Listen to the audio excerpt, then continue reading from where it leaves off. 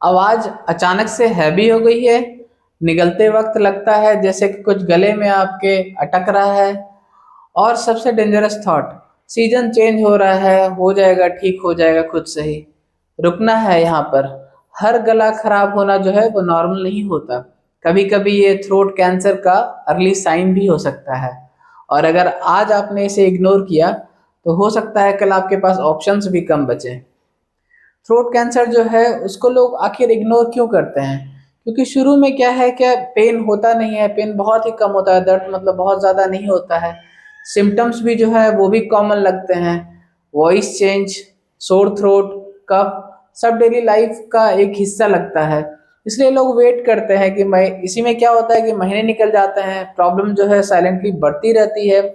सच ये है कि अगर अर्ली स्टेज में डिटेक्ट हो जाए तो ट्रीटमेंट के चांसेस जो हैं वो काफ़ी अच्छे होते हैं। लेट स्टेज में अगर आप आ रहे हो तो ट्रीटमेंट भी मुश्किल होगा, टाइम भी ज़्यादा लगेगा और स्ट्रेस भी ज़्यादा होगा। और एक मिथ को मैं अभी यहीं पे तोड़ देता हूँ कि थ्रोट कैंसर जो है वो सिर्फ स्मोकर्स को होता है। बिल्कुल गलत, अगर आप ये सोच रहे हैं तो ऐसा बिल्कुल नहीं है। स्मोकिंग और टोबैको जो है वो रिस्क बढ़ाते हैं, नो डाउट, लेकिन इन्फेक्शन, लाइफस्टाइल और नेग्लिजेंस करना भी एक्चुअली इसमें रोल प्ले करता है। और एक बात आपको समझना होगा, आवाज़ जो है सिर्फ बोलने के लिए एक जरिया नहीं होती है, यह पहचान होती है। और जब आवाज़ ही साथ ना दे तो ज़िंदगी रुक सी जाती है।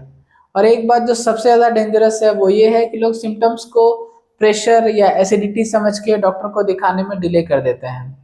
ये मैंने बहुत सारे पेशेंट्स में मैंने खुद ही देखा हुआ है।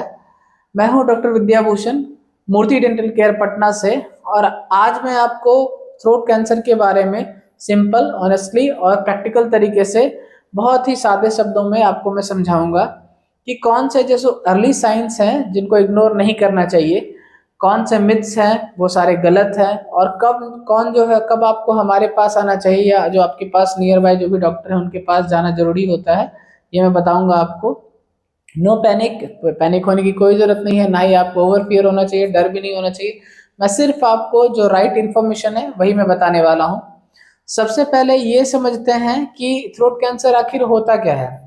अगर मैं आम भाषा में कहूँ तो जो थ्रोट के किसी हिस्से में मान लीजिए सेल्स को कंट्रोल के बाहर अगर ग्रोथ होने लगे तो वहाँ पर हो सकता है कि ट्यूमर बन जाए और वो साइज में उस जगह पे इंक्रीज हो जाए। थ्रोट के अलग अलग पार्ट्स होते हैं, इसलिए मैं बोलूँगा कि सिम्टम्स भी जो है थोड़े थोड़े डिफरेंट होते हैं। इसलिए बॉडी जो भी आपको सिग्नल देती है उन्हें आपको समझना और जल्दी समझना बहुत ज़्यादा ज़रूरी है। अब अर्ली वार्निंग साइन क्या है, जो लोग अक्सर जो है मैंने देखा हुआ है बहुत सारे मेरे खुद के पेशेंट में, वो लोग इग्नोर कर देते हैं। सबसे कॉमन साइन होता है कि आवाज़ में चेंज, आवाज़ हैवी लगना, बात करते वक्त थकान, या फिर आवाज़ का क्लियर नहीं रहना। फिर दूसरा सिग्नल आपको क्या लग सकता है, निगलने में प्रॉब्लम हो, खाना या पानी निगलते वक्त थोड़ा सा डिस्कम्फर्ट हो, जैसे कि आपको लगे कि हमेशा गला में कुछ अटक सा रहा हो। तीसरा, बिना वजह अगर आपका वेट लॉस हो रहा है, डाइट चेंज नहीं है, एक्सरसाइज नहीं है, फिर भी वही वेट गिर रहा है। यहाँ लोग सबसे बड़ी गलती क्या करते हैं, मैंने देखा हुआ है खुद के पेशेंट्स में, मैंने देखा हो वो लोग वेट लॉस को समझते हैं कि अरे इट्स अ गुड साइन, अच्छा मान लेते हैं। अगर आप इस बात को इग्नोर करना मतलब आप बॉडी के द्वारा दिए गए जो आपको अलर्ट मिल रहा है, सिग्नल मिल रहा है, उसको आप मिस कर रहे हो। फिर अदर सिम्टम्स क्या क्या हैं जो कि आपको धीरे धीरे समय के साथ दिखेंगे। बार बार आपको मतलब हमेशा जो है टाइम टू टाइम आपको सोर थ्रोट होते रहेगा, जो कि आप मेडिसिन भी ले रहे हो फिर भी उससे ठीक नहीं हो रहा है। फिर लंबी चलने वाली कफ, जो कि 2 से 3 हफ्ते या कभी कभी उससे ज़्यादा भी आपको रह रहा है। नेक में स्वेलिंग हो या फिर किसी एक पर्टिकुलर एरिया में गांठ हो जाए, जो कि एक्चुअली पेनलेस होता है, लेकिन आप अगर धीरे धीरे उसको आप नोटिस करोगे वो धीरे धीरे बढ़ती है। ये सब साइंस जो है नॉर्मल आपको लग सकते हैं, लेकिन अगर साथ साथ आ रहे हो तो ये आपको सीरियसली कुछ ना कुछ कदम लेना बहुत ज़्यादा ज़रूरी है, जहाँ पर आपको इन सारी चीज़ों में बिल्कुल भी डिले नहीं करना चाहिए। अगर मान लीजिए क्या कि कुछ एक सपोज आपके कफ के साथ ब्लड आ रहा है, या फिर लंबे टाइम तक ईयर पेन या खाते वक्त जो है कांस्टेंट पेन हो रहा हो, तो ये वो स्टेज होता है जहाँ पे बॉडी आपको क्लियरली कह रही होती है कि अब आपको वेट नहीं करना चाहिए। और तीसरी बात जो सबसे ज़्यादा डेंजरस है, लोग दर्द आने का वेट करते हैं। मैंने खुद ही देखा हुआ है बहुत सारे पेशेंट्स को कि जब तक दर्द नहीं होगा तब तक कुछ सोचना ही नहीं है। तो मैं आपको एक बात बता दूं कि कैंसर में जो है पेन अक्सर हमेशा मैंने देखा हुआ है कि लेट से आता है। अब मैं आपको बताऊंगा कि जो कॉमन गलतियां जो बहुत सारे लोग करते हैं, सिम्टम्स के को आप सीजनल प्रॉब्लम समझ ले रहे हो, या फिर सिर्फ कफ सिरप से ही आप डिपेंड रह रहे हो, सेल्फ मेडिकेशन कर रहे हो, और आप डॉक्टर के पास जाने में या तो आपको शर्म आ रही है या फिर डर लग रहा है, ये सब डिले जो है आपके प्रॉब्लम को मैं बोलूँगा कि और बहुत ज़्यादा बढ़ा ही रहा है। तो इसलिए अगर मान लीजिए कि अगर आपका आवाज़ चेंज 2 हफ्ते से ज़्यादा रहे, तो आपको इस केस में बिल्कुल भी इग्नोर नहीं करना चाहिए। निगलने में अगर मान लीजिए आपको डिफ़िकल्टी हो रहा हो, तो आप इसको बिल्कुल भी आप नॉर्मल नहीं समझें। नेक में मान लीजिए आपको किसी पर्टिकुलर एरिया में अगर आपको गांठ जैसा फील हो, तो आपको बिल्कुल वेट नहीं करना चाहिए।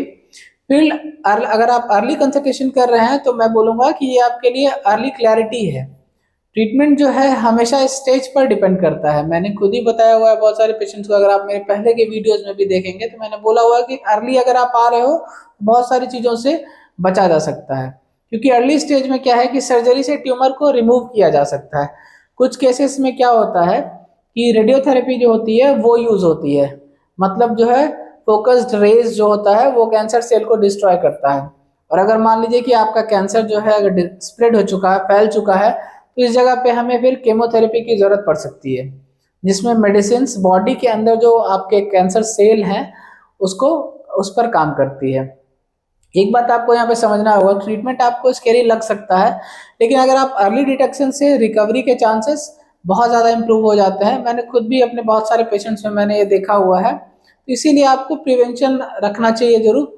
आज से ही मान लीजिए मैं आपको बताने वाला हूँ कुछ प्रिवेंशन के बारे में। इस सब सिंपल स्टेप्स को आप फॉलो करिए, वो आपके लिए बहुत बेहतर होगा। सबसे पहले तो स्मोकिंग अगर आप करते हो या टोबैको यूज़ करते हो, उससे आप दूरी बना लीजिए।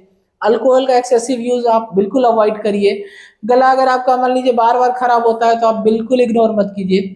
बैलेंस डाइट लीजिए, हाइड्रेशन मेंटेन रखिए, मतलब हमेशा पानी-वानी बहुत ज़्यादा पीते रहिए। और सबसे इम्पोर्टेंट कि आपको हमेशा जो है रेगुलर हेल्थ चेकअप्स ज़रूर कराना चाहिए। इस एक बात को अगर आप इग्नोर कर रहे हैं, मतलब आप प्रॉब्लम को इनवाइट कर रहे हो खुद ही अपनी तरफ से। अगर आपको आज के वीडियो से आपको क्लैरिटी मिली और आपने समझा कि अर्ली साइंस कितने ज़्यादा इम्पोर्टेंट होते हैं, तो वीडियो को लाइक करना अच्छा होगा। और अगर आप अपनी हेल्थ को लाइटली नहीं लेते हैं, तो इस चैनल को सब्सक्राइब करना आपके लिए एक रिस्पॉन्सिबल डिसीजन हो सकता है, जिसमें आप हमारे चैनल में बहुत सारे और भी अदर यूज़फुल मेडिकल टिप्स आप देख सकते हैं। याद रखिए, बॉडी जो है हमेशा आपको एक सिग्नल देती है। बस एक्चुअली प्रॉब्लम हमारे में क्या है कि हम लोग सुनते नहीं हैं। थ्रोट कैंसर जो है वह एक रात में नहीं होता है, लेकिन एक दिन में आप इसको पहचान ज़रूर सकते हैं। आज अगर आप थोड़ा-सा ध्यान रखते हैं, तो कल आप बड़ी मुश्किल से आप बच सकते हैं। और एक बात आप हमेशा याद रखें, जब आपको बॉडी अगर आपको चुपचाप बोल रही हो, तो सबसे ज़्यादा सुनने की ज़रूरत है। इसीलिए अपने हेल्थ का, अपने थ्रोट का ख्याल रखें। Thank you so much. Keep smiling.